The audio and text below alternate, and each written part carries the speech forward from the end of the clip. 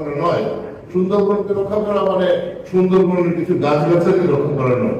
সুন্দরবনকে রক্ষা করা মানে বাংলাদেশকে রক্ষা করা। রামপাল তাপবিদ্যুৎ কেন্দ্র আমি গতকালকে রাতে দেখলাম, দেখা যায় ধোঁয়া হচ্ছে এবং ধোঁয়া এদিক দিয়ে আসছে।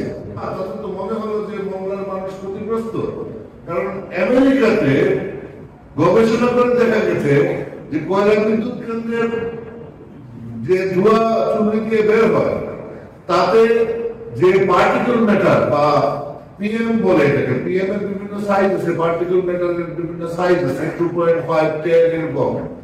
এই যে পার্টিকেল ম্যাটার 2.5 থেকে বের হয় সেটা 25 কিলোমিটার দূর পর্যন্ত যায়।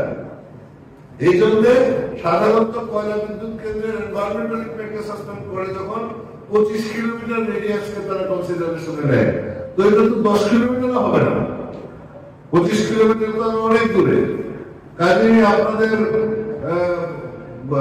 গবাদি পশু, আপনাদের যে ফলমূল, শাকসবজি, ফলমূলের গাছ, এগুলো আপনারা খেয়াল করবেন।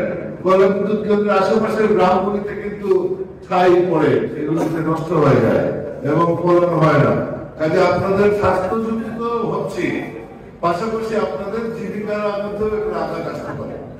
তবে সুন্দরবনের পাশে এবং রামপাল তাপবিদ্যুৎ কেন্দ্র থাকার তো কোনো মানে নাই। এটা তো সরকার পরিবর্তন হওয়ার পরে সিজিএস এর গবেষণা দেখা গিয়েছে যে সে পশুর নদীতে দূষণ করছে এবং সেই পারদ দূষণের পরিমাণ সহনীয় মাত্রার চেয়ে অনেক বেশি।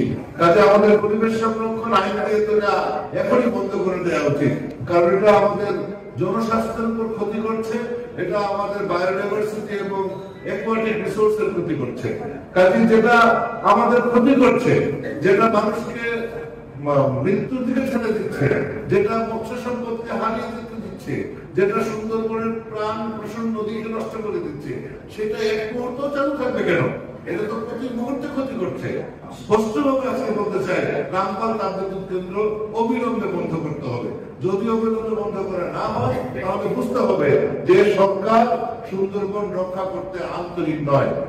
এটা যেভাবে আপনি নেন না কেন, এটা বন্ধ করা কোনো আইনগত জটিলতাও নাই, এটা বন্ধ করার জন্য সময় ক্ষেপণ করার কোনো কারণ নাই।